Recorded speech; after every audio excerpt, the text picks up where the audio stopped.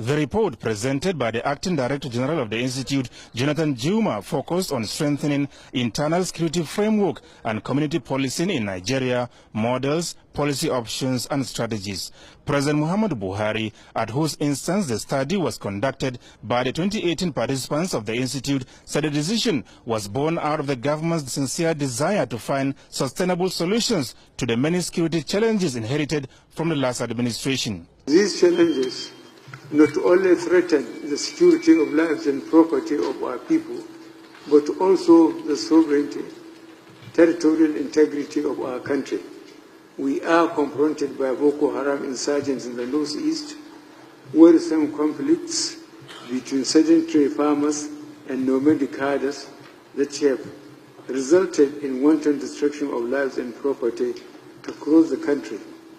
Furthermore, there is the crisis of separatist agitation in the southeast and militancy in the south-south. The governing APC, the president said, is convinced that solutions to these challenges, rooted in both internal and external factors, will require the support and collaboration of not only the security agencies, but also the communities. Your report is coming at a time when we are changing the national security strategy by placing much emphasis on the well-being of Nigerians.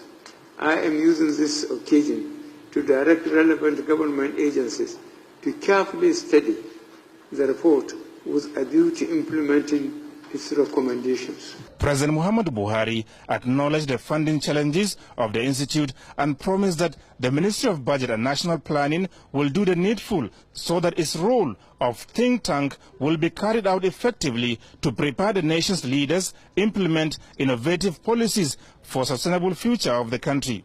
Acting Director General of the Institute, Jonathan Juma, had earlier informed the President that the report is a product of thorough and painstaking engagement with relevant stakeholders and critical analysis of the issues and challenges of the nation's internal security framework. Its implementation, he believes, will not only address prevailing challenges, but also ensure the mobilization of citizens to appreciate security as a collective responsibility.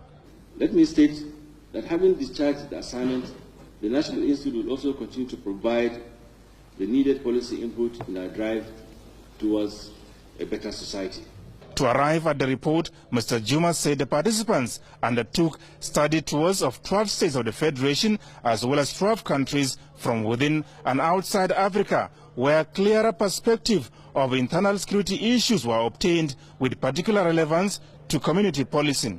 In the meantime, the National Institute is making a case for fast-tracking the amendment of the Act establishing it about 40 years ago towards putting in place a robust condition of service that will attract and retain the right caliber of staff needed to drive the mandate of the Institute.